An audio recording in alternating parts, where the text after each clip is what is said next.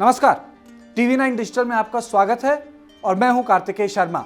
सियासत की बात में हम आपको बताएंगे वो अंदर की बात जो इजराइल ने अपनी औपचारिक चुप्पी तोड़कर की। जी हां, मैंने बात की हिंदुस्तान में इजराइल की चार्ज डे अफेयर रोनी येडिटिया क्लाइन से, और उन्हें कई ऐसी बातें बोली जिससे आप अचंभे में आ जाएंगे।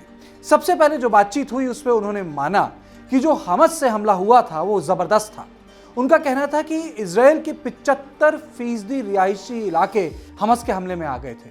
उन्होंने ये भी माना कि हमास ने 29 तरीके के रॉकेट से हमला किया था। उन्होंने कहा कि रॉकेट स्कूल में जहां नागरिकों के रहने की जगह थी वहां सारे के सारे रॉकेट्स जमा किए गए थे। 4000 से ज्यादा रॉकेट्स चलाए गए थे।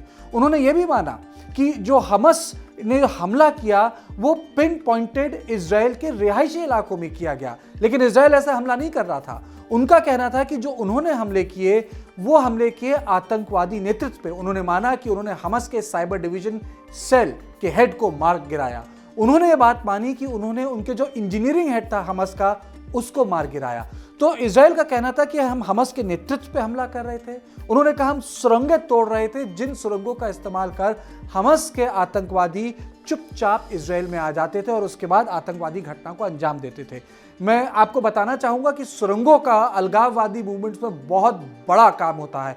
पाकिस्तान भी सुरंगें बनाता है आतंकवादियों को कश्मीर भेजने के लिए। पूरी की पूरी जो मुहिम थी जिसमें अमेरिका हारा था वियतनाम में, वो विटकॉन्ग की टनल्स के कारण हारा था। पूरे के पूरे वो जो स्वतंत्रता सेनानी थे वियतनाम के, वो इन टनल्स में जाकर छुप जाते थे और अमेरिकन फोर्सेस को पता नहीं रहता था कि उनके पांव के नीचे वहां के फ्रीडम फाइटर्स अपनी जंग लड़ रहे हैं। तो इसलिए सुरंग को लेकर बहुत खतरा महसूस करता है इजराइल। फिर उसके बाद हमको यह भी बताया गया कि जो सारे के सारे हमले इजराइल ने किए वो पहले व्हाट्सएप मैसेजेस और एसएमएस भेजते थे बिल्डिंग वालों को। कुछ क्लिपिंग्स भी दिखाई गई हमको, और हमको ये बताया गया कि पहले उनको बताते थे कि बिल्डिंग छोड़ दीजिए, और अगर कुछ लोग बिल्डिंग नहीं छोड़ते थे तो बिल्डिंग की छत पर एक आवाज करने वाला बम गिराया जाता था। वो आवाज इतनी तेज होती थी कि जो लोग अंदर हैं और जो सोच रहे हैं कि भाई हम तो नहीं जाएंगे, डराने के लिए हमें यहां से हटाया जा रहा है, वो भी छोड़ के चले जाएं। तो ये कुछ चीजें बाहर निकल के आई, लेकिन शेख जर्राह पे भी इजराइल ने अपनी चुप्पी तोड़ दी। इजराइल ने कहा कि शेख जर्राह मामला है ही नहीं फिलिस्तीनी लोगों से जुड़ा हुआ। उन्होंने कहा कि आप उसे राजनीतिक रूप से देख रहे हैं। हम कह रहे हैं कि शेख जर्राह मामले का इस्तेमाल हमास ने इजराइल पे हमला करने के लिए किया। उन्होंने ये बात बोली कि भाई देखिए, शेख जर्राह एक सेटलमेंट कॉलोनी है।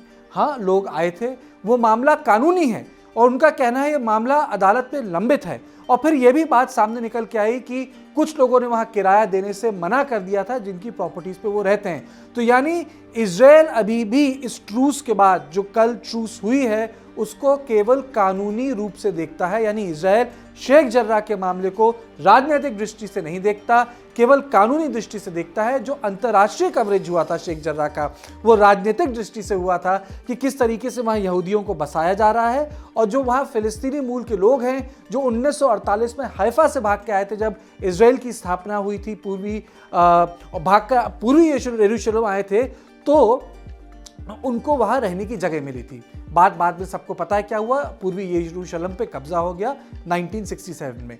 उसके बाद एक चीज और उभर के आई इस बातचीत में कि इजिप्ट ने बहुत बड़ी भूमिका निभाई है इस संधि के लिए। इजराइल का कहना है कि वो मानता है कि एक भूमिका है मिस्र के खुफिया तंत्र की।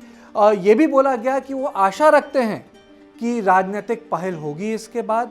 ये भी बात खुल के सामने आई कि इजराइल इस बात से बहुत चिंतित है, जहां मिलीजुली आबादी वाले लोग थे, यानी जहां यहूदी और अरब लोग इजराइल के अंदर रहते हैं, वहां दंगा फसाद हुआ।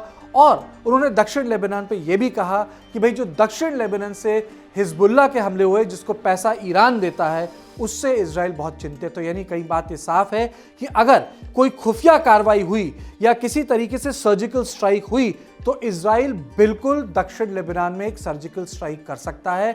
यानी वो सीधे सीधे हिजबुल्लाह के उन ठिकानों पर हमला बोल सकता है जहां से युद्ध के वक्त इजराइल पे हमला हुआ था। तो मोटा मोटी उन्होंने शेख जर्राह की बात और गाजा पट्टी वाली बात उन्होंने कही, और उन्होंने कहा कि देखिए, जो हम पर जो हमला था, इजराइल पे हमला था, वो आर्मी बेसिस पे नहीं हो रहा था, वो सिविलियन इलाकों में हो रहा था, और जो हमारा हमला था उससे वो टेररिस्ट इंफ्रास्ट्रक्चर डिस्ट्रॉय करना चाह रहे थे। और इजराइल ने बोला कि इसमें हमने कोई गलती नहीं की, ये मॉरल वॉर थी, और अगर दिल्ली में इस तरीके से बम गिराए जाते तो हिंदुस्तान कैसे रिएक्ट करता। और आखिर में थोड़ी सी नाराजगी भी जता दी गई।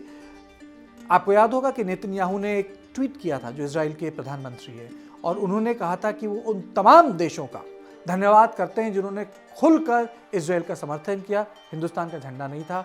तो आज ये भी बात निकल के आई कि जो समर्थन मिला हिंदुस्तान से उससे खुश हैं, लेकिन इजराइल को लगता है कि वो समर्थन कुछ और ज़्यादा होना चाहिए था, यानी पूरा होना चाहिए था। जो फिलिस्तीन वाली बात हिंदुस्तान ने संयुक्त राष्ट्र संघ में बोली, शायद वो इजराइल के महकमों में पसंद नहीं किया गया। लेकिन मोटा मोटी बात यह है कि अब ट्रूस हुई है और ये माना जा रहा है कि कहीं ना कहीं बातचीत होगी।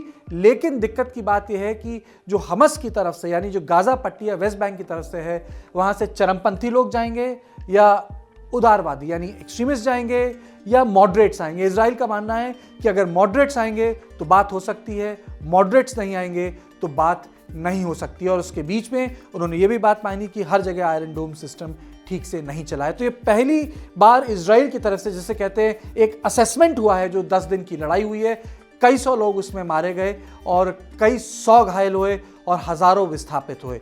तो ये सियासत की बात में मैं आपको बता रहा हूं, अंदर की बात जो इजराइल का अपना पूरा असेसमेंट है। जो 10 दिन तक युद्ध उसका गाजा पट्टी में चला और एक तरफ से 4 से 5 हज़ार बम फेंके गए और इजराइल ने भी हजारों बमों का इस्तेमाल किया गाजा पट्टी में हमास के खिलाफ।